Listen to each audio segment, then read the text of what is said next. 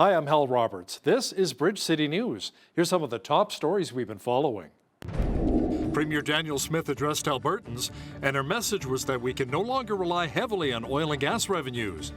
The province also announced millions of dollars in funding to help combat human trafficking on Human Trafficking Awareness Day.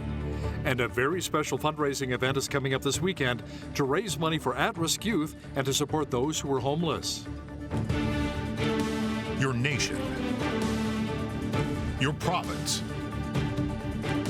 your southern Alberta. From the heart of Lethbridge, it's Bridge City News with Hal Roberts. Thanks so much for joining us. Alberta Premier Danielle Smith addressed the province on Wednesday night. Now, the focus was on the upcoming budget, which is set to be released next Wednesday. Smith says there will not be any spending cuts, but Albertans can expect more financial restraint. She says Alberta must get in the long term off the roller coaster ride of relying only on oil and gas prices. She says our province can no longer rely on billions in resource revenue to balance the budget. Instead, she says, we must reinvest in the Heritage Fund. Last year, our government passed a law mandating that all income earned in the Alberta Heritage Fund must be invested in the fund rather than spent. During the current budget year, we hope to invest and reinvest approximately $3 billion of surplus and investment income back into the Heritage Fund, increasing its value to almost $25 billion. That's up from $17 billion just a couple of years ago. This puts us back on the right track. In addition, I have instructed our finance minister to limit government spending to below the legislated rate cap of inflation plus population growth, not just during lean years with lower oil prices as we expect next year, but also in years when high oil and natural gas prices result in billions of surplus provincial dollars. Instead of spending all that non-renewable surplus cash on the wants of today, we will be fiscally disciplined, invest in the Heritage Fund annually, strategically pay down maturing debt, and slowly but surely wean our province's budget off the volatile roller coaster of resource revenues. Now, the opposition NDP says not matching funds to growth here in the province is equal to a budget cut. Our province's social services minister says he really appreciates extra federal money for housing, but that even more is needed and it should be distributed more fairly. Jason Nixon says Alberta deserves a portion of Ottawa's Housing Accelerator Fund equal to its 12% share of Canada's population. He made the comments following Prime Minister Justin Trudeau's announcement that $175 million will be given to Edmonton to help develop more than 5,000 new housing units in the city. Federal Housing Minister Sean Fraser says the purpose of the fund is not to deliver per capita funding, but to incentivize ideas to build more homes. This is Human Trafficking Awareness Day here in Canada, a day recognized by the Canadian government to raise awareness of modern slavery in our country and around the world, and to take steps to combat human trafficking. Federal government officials say in 2022 there were 528 police-reported incidents of human trafficking. They also say the most incidents, however, go unreported, and the number may in fact be a lot higher. The Alberta government, meanwhile, is providing $3.5 million to support 20 anti-human trafficking groups here in the province. On behalf of Alberta's government and all Albertans, I want survivors to know that we won't stop in our pursuit of human traffickers. And today is a reminder of this important responsibility. They are our purpose, our inspiration for forging ahead in confronting this criminal abuse. Minister Ellis says the $3.5 million will help those on the front lines build operational capacity to help more people and reach vulnerable populations, including our youth, newcomers, and those in our Indigenous communities. Well, we had lots of sunshine again today and fairly mild here in Lethbridge, and we'll take it for this time of year. Jeanette Rocher is in now with an early peek at the forecast. Jeanette, even the overnight lows are not very cold right now. I know, they've been great, haven't they? It's so nice to get up in the morning and not see any frost on the windshields. So what we're seeing for tonight is actually our overnight low is 2 degrees, which is actually the daytime high for this time of year. So of course that means tomorrow's daytime high at 6 degrees is well above our normal for this time of year. Looking at a nice clear sky tomorrow as well as some gusty winds. So we're looking at winds from the west at 40, gusting to 60 kilometers per hour. So definitely hang on to your hat, Hal, while you're out there walking your dog. And I'll be back later in the show to tell you what the weekend forecast is looking like. Great. Thanks so much, Jeanette. Concerns are being raised by the Health Sciences Association of Alberta that the province is allegedly cancelling recruitment for frontline healthcare professionals. They say it's part of a hiring freeze to manage an operating deficit.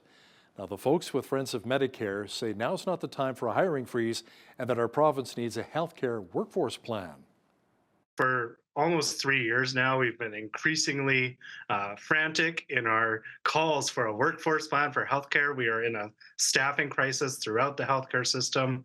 It's why hundreds of thousands of Albertans don't have a family doctor, why dozens of facilities are facing bed closures every single day, why surgeries are being delayed, why cancer treatments are being delayed. It all comes back to staffing. We don't have the skilled healthcare professionals we need to provide the care that Albertans need when they need it. And rather than responding to that urgent situation with an urgent plan, doing the workforce planning, look at how we retain the workers we have right now, recruit and train who we need. We've seen one-off announcements not connected to that bigger issue, including like today, we're seeing this short-term hiring freeze to do with an operating deficit that isn't connected to what we actually need to keep the system open, to actually provide the care Albertans need, and we think it will actually just make it worse. Now, Bridge City News reached out to the office of Health Minister Adriana LaGrange, but has yet to hear back. You know, everyone has their favorite cure-all that they like to promote when fighting viruses. Dr. Clayton Cogano, naturopathic doctor and owner of Well Vitality Health Clinic in Lethbridge, shares about one common ingredient that's probably in your kitchen right now that he says is a great natural cure to fight common illnesses. For example, like garlic. It's the active component of the garlic. It's called allicin, and that just specifically will inhibit replication of a virus and even deactivate enzymes which allow it to work properly. So there's quite a bit of research on different supplements that can not only stop a virus, but also slow things down so that your immune system can actually catch up and defeat the virus. Watch for more health tips with Dr. Clayton Cogano and BCN's Jeanette Rocher coming up after Business News. More than 3,000 delegates have converged on the University of Lethbridge campus for the Southwestern Alberta Teachers Convention. Attendees for the two-day event are taking in more than 130 workshops and seminars featuring a wide range of speakers dedicated to the growth of Alberta's teaching profession. Now, today's seminars included engaging students through the use of escape rooms, boosting problem-solving skills in high school math, and there was even a Hutterite Colony Teachers Roundtable. The Teachers Convention wraps up at the U of L with the Honor Band performance on Friday afternoon. The NMAC Centre here in Lethbridge will be very busy this weekend as it'll be hosting the International Peace Powwow and Festival. Thousands of people are expected to take in colorful dancing, drum contests, and lots of great food. Organizers say the event is not only to promote the culture of the Blackfoot people, but to also welcome those from other First Nations from across North America. The International Peace Powwow is a social event. And it's called international because we're working with people from all over Canada and the United States. We're working with several different nations. The main thing is the contests. We have the dance, we have 30 categories of dance contests. And these are broken down by age group. They go from tiny tots all the way to golden age. The different tempos, we have the traditionals, very slow. We have the like jingle and grass for the guys. It's a medium beat. Then fancy, which is pretty fast. And chicken, which is the local dance. It started here in Blackfoot country.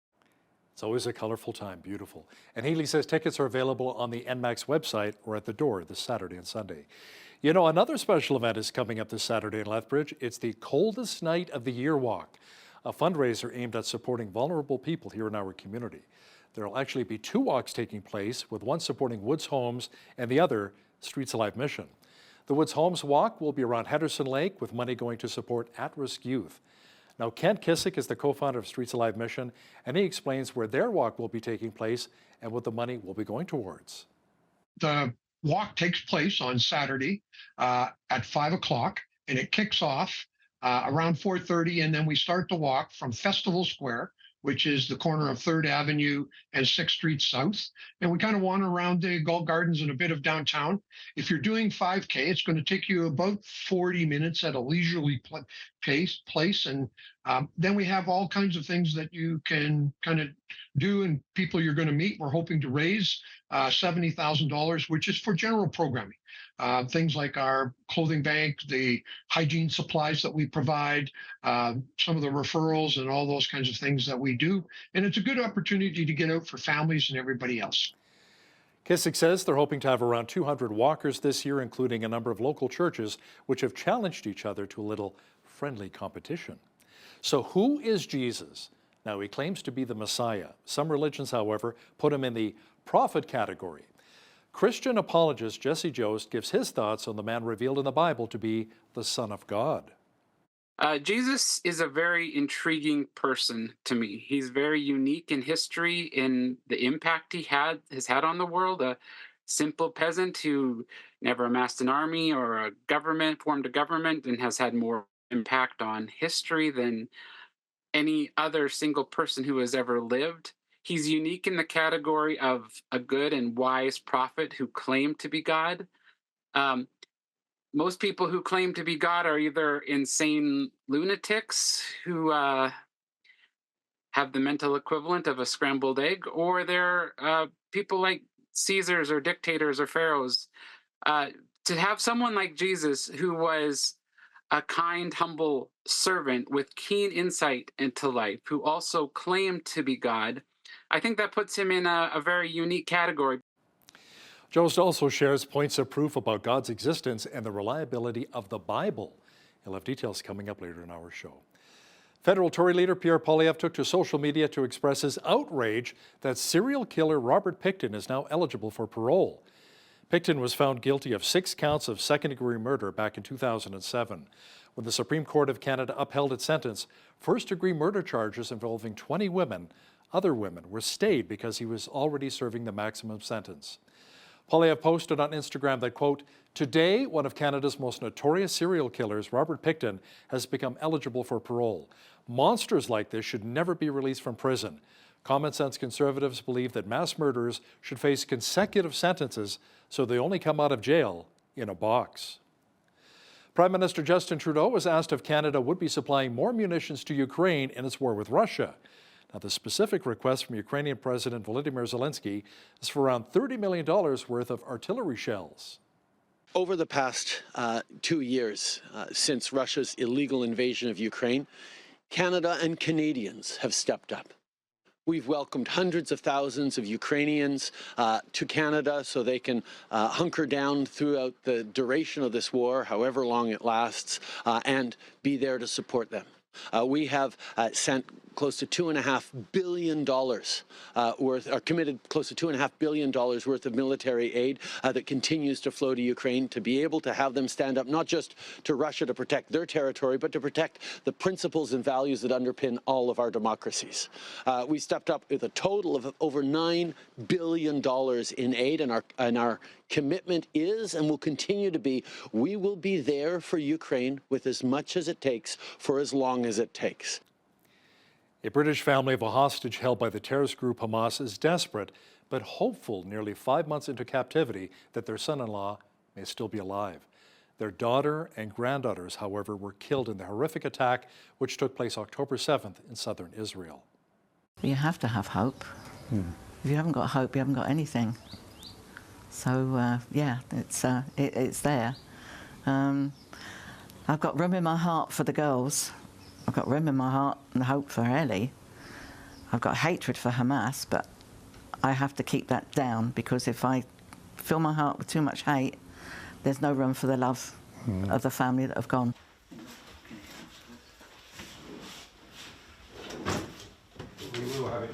We don't know what he saw, whether he saw them killed. We don't know, and we won't know until he comes back. But we really didn't want him to come back and see the state it was in. I mean, it wouldn't have been his home. Wow. Israel's parliament, meanwhile, voted in favor of Prime Minister Benjamin Netanyahu's statement expressing opposition to international efforts to unilaterally recognize a Palestinian state.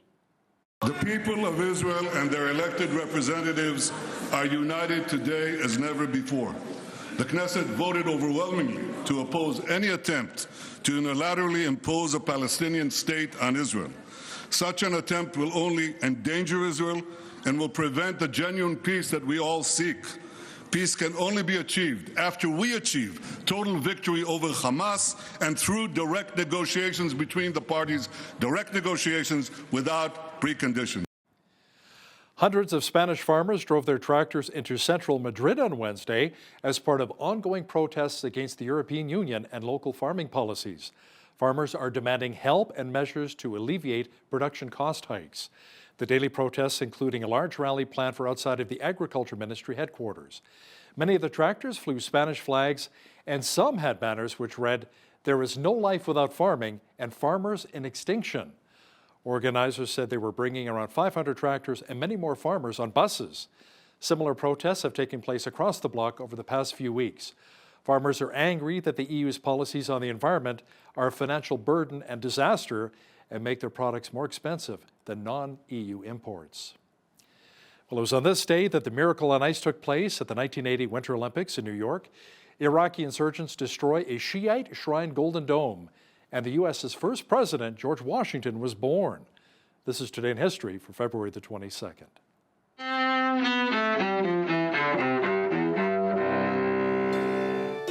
February 22nd, 1732.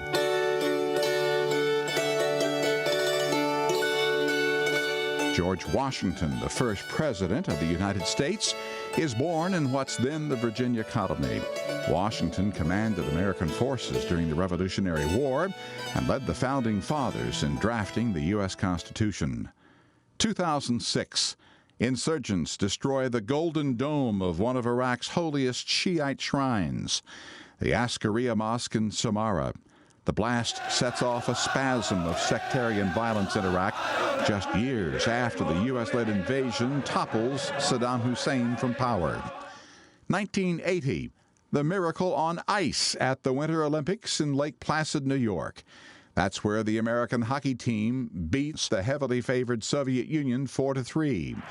ABC announcer Al Michaels. You've got 10 seconds. The countdown going on right now. Morrow up to Silk. 5 seconds left in the game. Do you believe in miracles? Yes!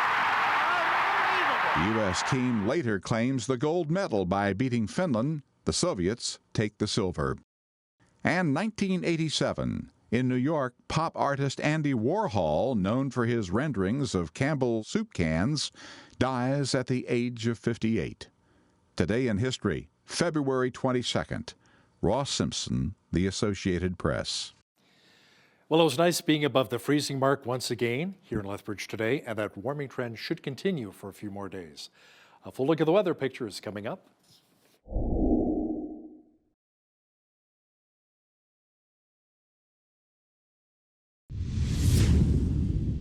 Oftentimes, here in southwestern Alberta, you can experience extreme temperatures even during the day. It could be 5 or 6 degrees during the day and then plummet to about minus 20 degrees at night. But not this week. Jeanette Rocher is now with all of the weather details. Jeanette, we've even experienced plus temperatures at night here in Lethbridge, which makes it a little bit easier when I take Dexter for his late night walks. Yeah, the dog walking forecast has not been horrible at all, and you're right. Hal, look at these overnight lows. Not too bad at all. 2, 1, we're seeing some zeros before it makes a drastic drop as we get into next week. Okay, but let's look at the weekend first off here. We're looking at a high tomorrow of 6 degrees. That's happening on Friday, clear skies. That means we're well above our normal average for this time of year. Same thing for Saturday, high of 5 degrees, all the way up to 9 on Sunday with clear skies.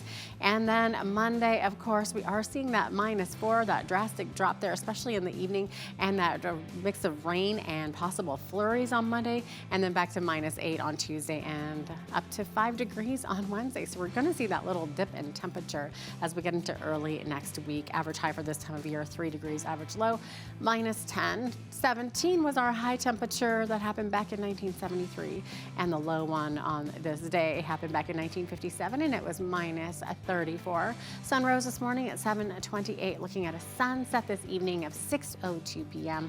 That means that we are seeing 10 hours and 34 minutes of daylight today. On the west coast tomorrow, seeing some drizzle in the morning before clearing up to sun and cloud in the afternoon. High of 10 degrees for both Vancouver and Victoria.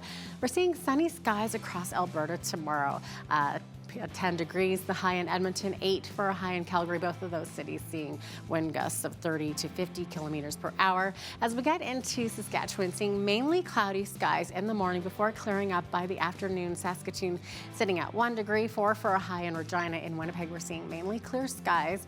And also Winnipeg is back in the minuses, and keep in mind for our Winnipeg friends, in the morning, still seeing those wind chill values of -24. So it's going to be a little chilly, particularly in the morning. In Toronto tomorrow, high of 5 degrees, and we're seeing some cloud coverage. We're seeing rain mixed with flurries. Ottawa, we're seeing a little bit of everything. We've got 40% chance of drizzle, risk of freezing drizzle in the morning. By the afternoon, seeing showers and changing to flurries, high of 4 degrees, but all that should be ending by late afternoon. And in Montreal, we're seeing showers as well, 5 degrees for a high. As we get out into the East Coast, let's look at the Maritimes here, shall we?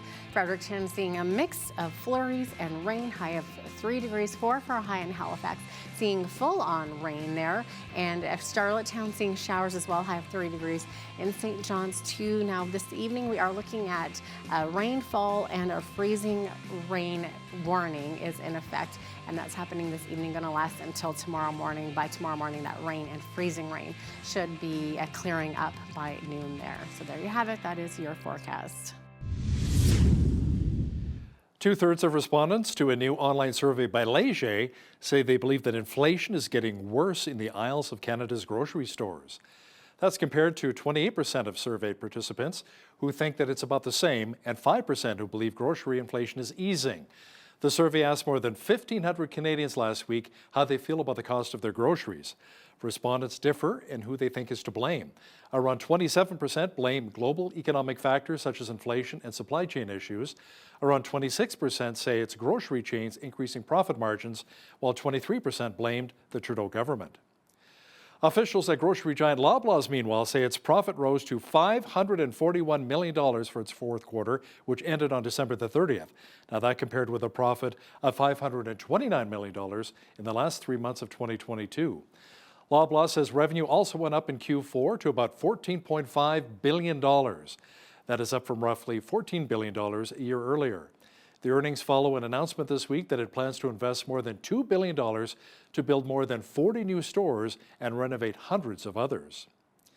Dollarama has proposed a $2.5 million settlement stemming from a class action lawsuit. This would mean customers who bought products with an eco fee in the last few years may be eligible to receive a gift card from the retailer. A plaintiff alleged in the suit that Dollarama didn't properly display the price of products subject to eco fees and charged a total price or eco fee higher than displayed for these products or allowed by law. Environmental handling fees are levied on items such as electronics, light bulbs, batteries, and toys to help with the cost of recycling. Retail sales rose 0.9% to $67.3 billion in December, showing growth during the crucial holiday period. Stats Canada says sales for the motor vehicle and parts dealer subsector rose 1.9% for that month. The agency says it was helped by an increase in sales at new car dealers. But its early estimate of retail sales for January points to a decrease of 0.4%. Now, here's a look at today's markets. The TSX was up 145 points on the day to finish at 21,318. The Dow was up 456 points to 39,069. The S&P 500 was up 105 on the day to 5,087, and the Nasdaq was up 460 points to 16,041. West Texas Intermediate Oil was up 70 cents to $78.61 US per barrel. Natural gas was down 4 cents to $1.73 US. Gold was down $1.61 on the day to finish at $2,024.39 US an ounce, and silver was down 14 cents to $22.75 US an ounce. Feed wheat is at $8.16 per bushel, barley's at $6.05, canola's at $12.71, and corn is at $7.37 per bushel. Live cattle were down 48 cents to 183.50. Feeder cattle March contract was up 70 cents to 252.05. And lean hogs April contract was up $1.23 to 87.20. The Canadian dollar was even over the past 24 hours at 74.17 US. Recapping one of our top stories, this is Human Trafficking Awareness Day here in Canada. Federal government officials say in 2022 there were 528 police-reported incidents of human trafficking. They also say the most incidents, however, go unreported, and that number may in fact be a lot higher. The Alberta government, meanwhile, is providing $3.5 million to support 20 anti-human trafficking groups here in the province. So who exactly is Jesus, and can the Bible be trusted as the infallible Word of God? Canadian Christian apologist Jesse Jost gives us his answers to some of those questions in just a few moments. Listen, when you see news happening in your community, be sure to send us an email at info@bridgecitynews.ca. Also, be sure to visit our website, bridgecitynews.ca, and check out some of the stories and interviews we have featured there. Here's today's Bridge City News Community Calendar. Henderson Lake Park Run invites all to throw on a pair of runners and participate in a free weekly computer-timed and recorded 5-kilometer walk, jog, or run. The Park Run is one of 2,100 park runs held around the world. Dogs on leashes and kids in strollers are welcome too. The Park Run begins at the Kinsman Picnic Shelter at 9 a.m. every Saturday. To register, visit parkrun.ca. Celebrate Recovery is a Christ-centered recovery program for any hurt, hang-up, and habit. This group meets Friday nights at Park Meadows Baptist Church. The evening begins at 7 p.m. with a large group session, followed by small groups at 8 with coffee and dessert at 9. For more information, visit celebraterecovery.ca or call Park Meadows Church office at 403-327-4422. And that's today's Bridge City News Community Calendar.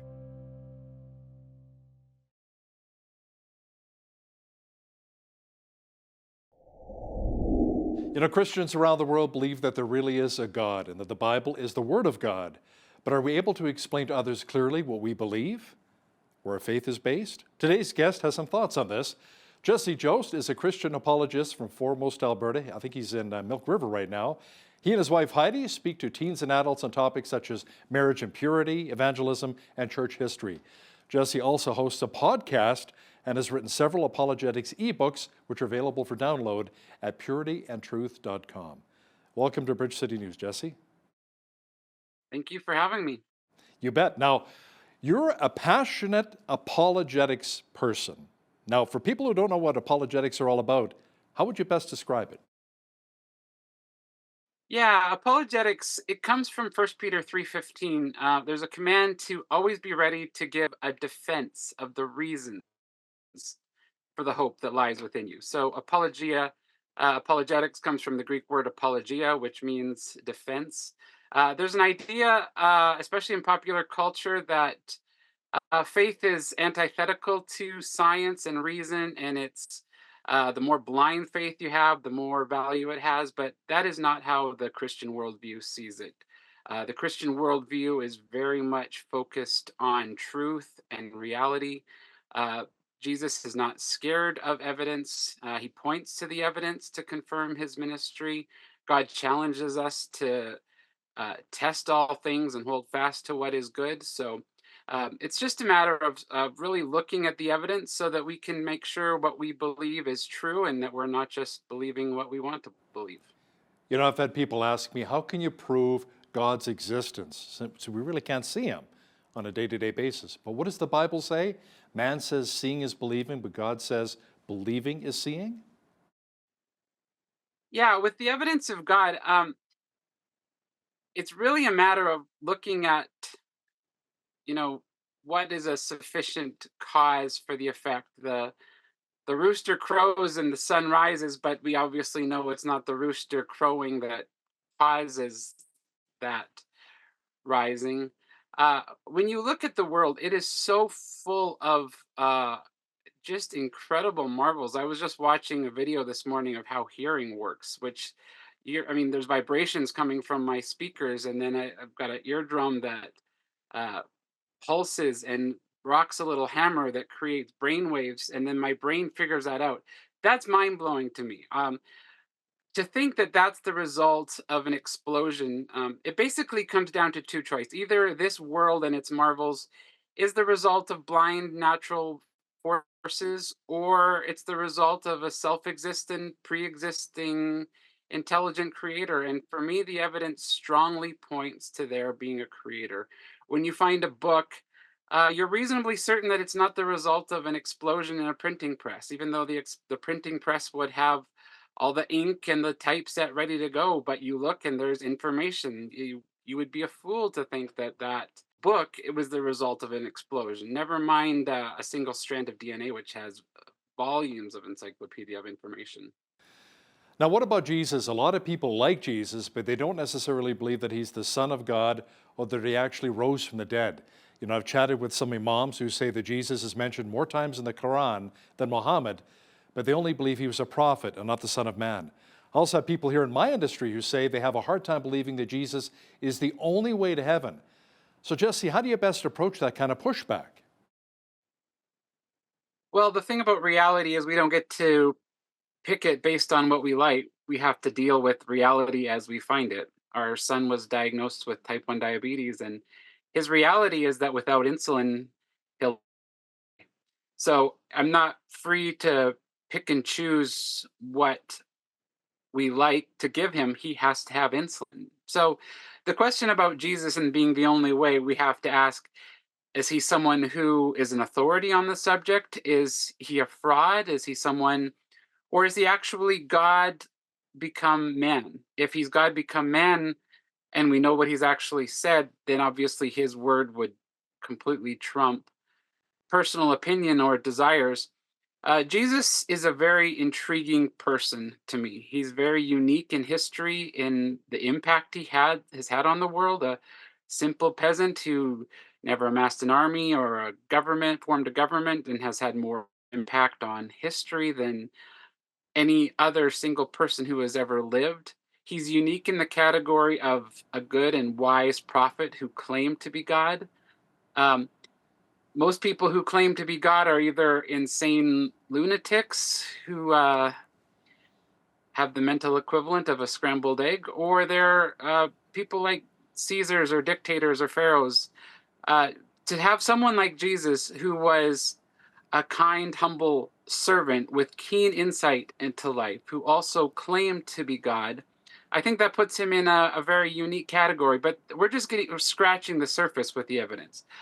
Jesus fulfilled prophecy in powerful ways. Uh, there's the story of this Jew who was shown Isaiah 43 and said, it's this prophecy of the suffering Messiah, and said, who does this describe? And the Jew said, well, in this version, this is clearly referring to Jesus, but you Christians must have tampered with the text. So he went home and he looked at the authorized Jewish Bible he had received for his bar mitzvah. And sure enough, the prophecy was exactly the same, describing Jesus. And of course, now with the Dead Sea Scroll discoveries, we have physical copies of Isaiah 43 that predate Jesus' birth. So they couldn't have been written after the fact.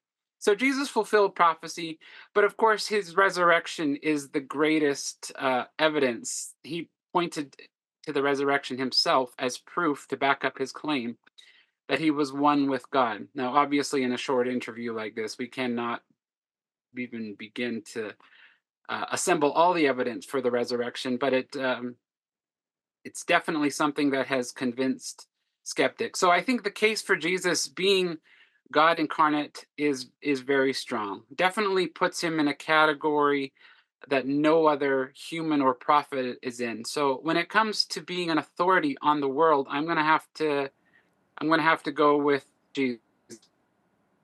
Now, Christians base much of their beliefs on the Bible, on the Word of God. Skeptics would argue that it's simply a book written by many different people over a large number of years, and it simply can't be trusted. So, Jesse, what evidence is there that's available to prove that the Bible is reliable? Well, there's so many different ways you can look at it. You can look at its unity. It was written by 40 different authors over 1,500 years, and yet it shows a remarkable consistency in revealing the nature of God. You can look at fulfilled prophecies that Often these men probably didn't even really understand what they were prophesying, but these prophecies, especially about Jesus, were fulfilled to a T. You can look at its historical accuracy that every time archaeologists dig through it, they continue to find that it corroborates. These are not made up. I mean, some people say the Bible, especially Jesus, is made up legend. The thing they don't realize in this popular claim is that historians have tools to figure out, is this myth, is this propaganda, is this legend, or is this actual history? And when they subject the New Testament, especially, to the same level of scrutiny and historical tests as other books, the New Testament reveals some of the most verified history of the ancient world compared to any other history document that we have. But for me, because we're not just talking about ideas, we're talking about a relationship with the living God. There's a transforming power to the Bible that people who read it and not read it just with skeptical eyes, but actually wanting to see and hear God through the Bible, they find it transforming power. I love the story of this man in India. He saw a missionary giving out New Testament Bibles. Now, he had no interest in reading the New Testament Bible, but he noticed that this pocket New Testament was the pages of it would be the perfect size for rolling cigarettes. So he told the missionary, I would like this Bible, but I actually just want the pages to roll cigarettes. And the missionary made a deal with him. I will give it to you if you promise to me that you will read the page before you smoke it. So this man smoked his way through Matthew, smoked his way through Mark, and partway through Luke, this encounter with Jesus was so powerful, it transformed his life. And he ended up coming to the missionary years later and said, I'm the one who wanted the New Testament to roll cigarettes, and it transformed my life. And It brings a whole new meaning to breathing in the Word of God. It really does. So, Jesse, perhaps one of the most contentious questions people have the problem with is evil in the world. Many people argue that the existence of evil proves that God really doesn't exist. I've heard time and time again, why would God allow so much evil in the world or allow good people to die? oh man, there are no easy answers to this. I know, as I was making my faith my own as an adult, this was one of the things that almost drove me to be an atheist. But the thing that I've come back to is the evidence for God is overwhelming. And the fact that there are things that God may do that I don't like or don't understand is not proof for me that he doesn't exist. It just proves to me that he is far wiser and has reasons that he hasn't given me yet. I know things that, if you only get a snapshot, have an appearance of evil. I'll use the example, if I showed you a picture of a man with his hand in a woman's mouth and she's screaming, you could immediately get upset that this man is abusing the woman. But if I told you that this is a dentist and his hand's in her mouth because he's pulling out an infected molar that is ruining her life, well, a little more context to what we saw in the snapshot shows that there's actually a very good reason for what this dentist is doing. And I think that's what we see. We understand far less than 1% of all knowledge and all of God's plan. So for us to judge the end goal of what God does based on the 1% that we know strikes me as foolish. But even in this 1%, we see a God who cries with us, who comforts us, who took our sin upon himself so that he could offer us a way to be united with him. I mean, another way to look at it is the very existence of evil. The fact that we call things evil is proof that a higher standard exists. Because when people say this world is not the way it should be, what are they saying? Are they saying it's just not the way I like it? Or are they actually appealing to a standard of morality, an idea of goodness that says the world should not be this way? If they're referring to a universal standard, where does that come from? It can't just come from a blind explosion. It would have to come, a good God would have to be the standard of good and evil. Jesse Jost is a Christian apologist, and his apologetics ebook, Savior of the World, is available for download at purityandtruth.com. Jesse, thanks so much for joining us today from Milk River, Alberta. Thank you for having me.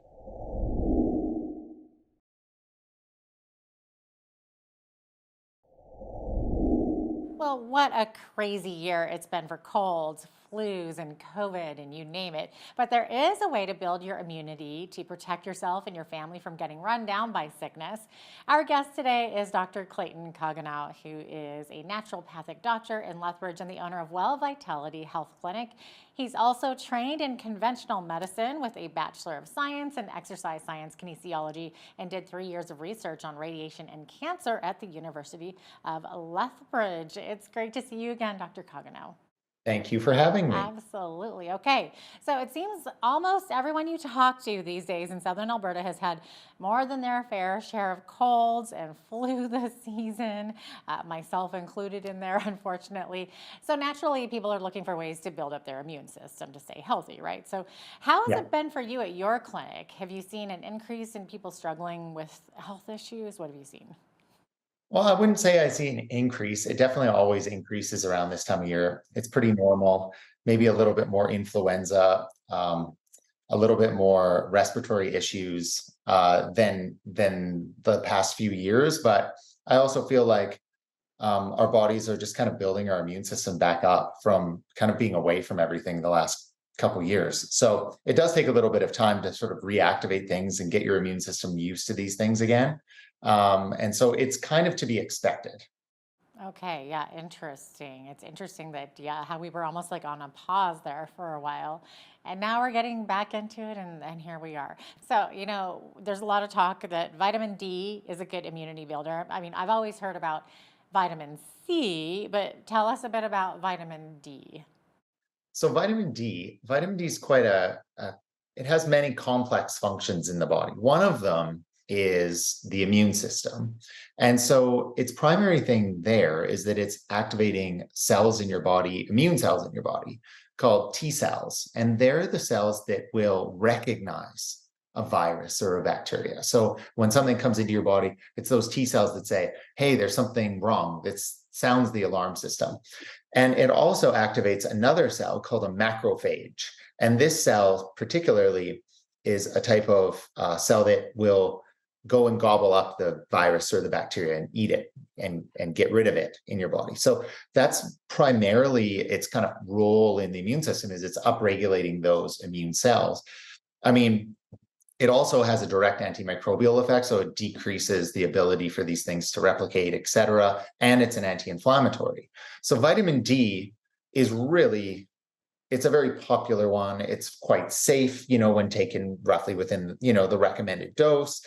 But what a lot of people don't realize is that it also plays a significant role in calcium absorption. So you don't want to take too much of it because it can actually create a situation where you can have too much calcium going into your body. And it also breaks bone apart to allow formation of stronger bones in a roundabout way.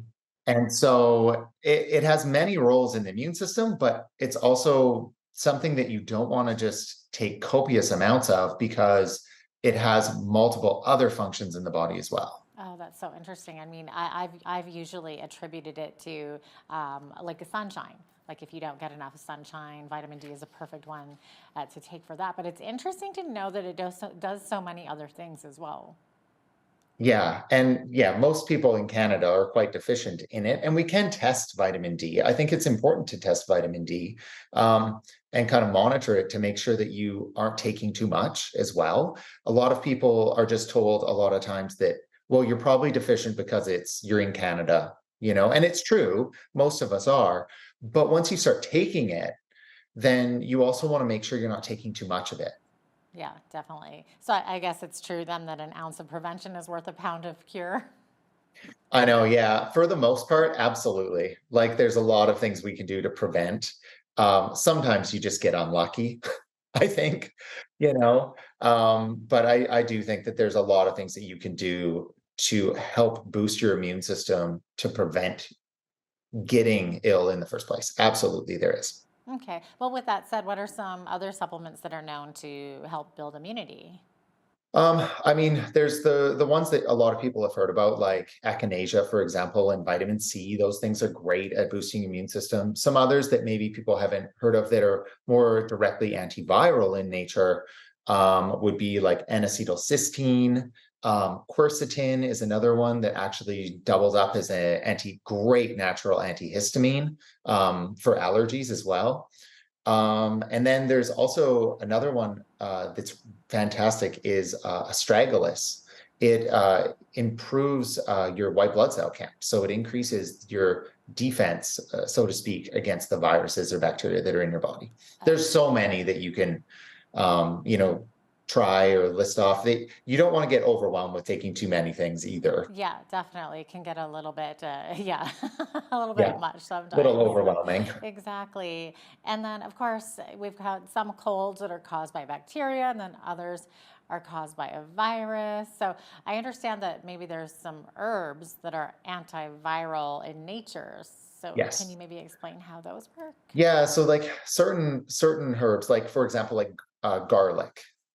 It's the active component of the garlic. It's called allicin, and that like just specifically will inhibit replication of a virus and even deactivate enzymes which allow it to work properly. So there's quite a bit of research on different supplements that can not only stop a virus, but also slow things down so then your immune system can actually catch up and defeat the virus. Wow, no, that's amazing. Yeah. So how much of a role does stress or anxiety play when it comes to immunity? It's probably one of the biggest things that I see in my practice is chronic stress and anxiety, which very much go hand in hand a lot of times, specifically to certain hormones that get depleted with these things, cortisol being one of the main ones. And this hormone in your body lowers in response to chronic stress.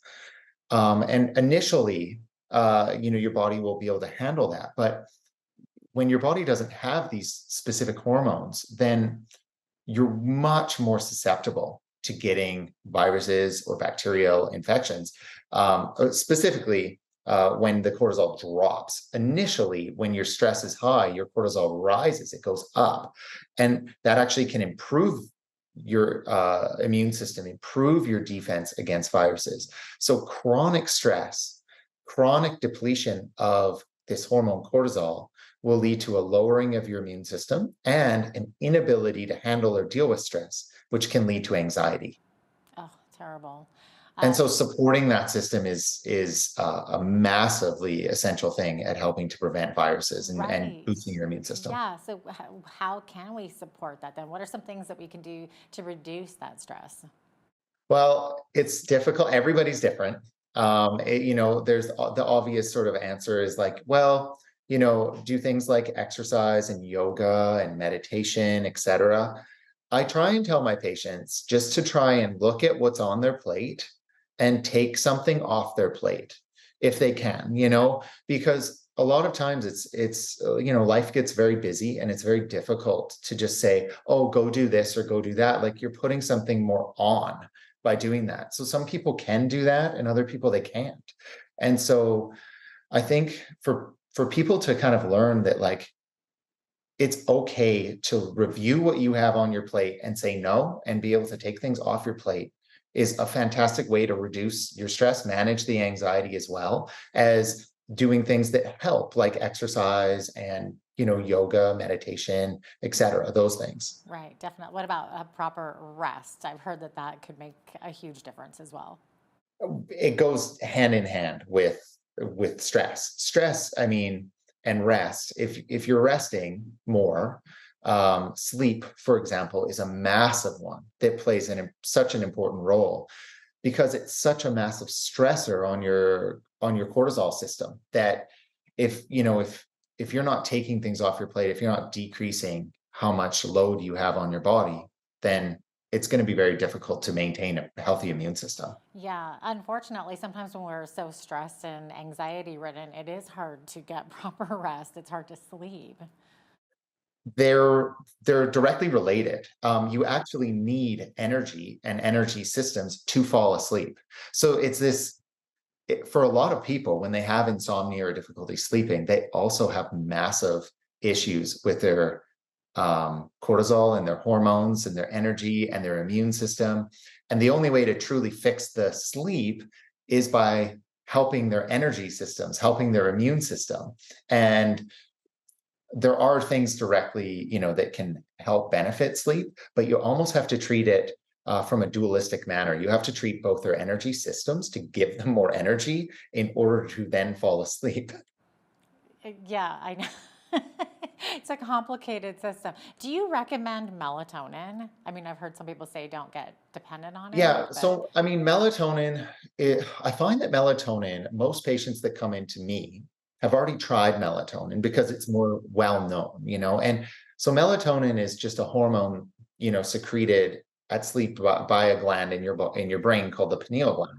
And this is something that is more important for the circadian rhythm. So it's more important if you have like jet lag. And in those cases, it works amazingly well for most people.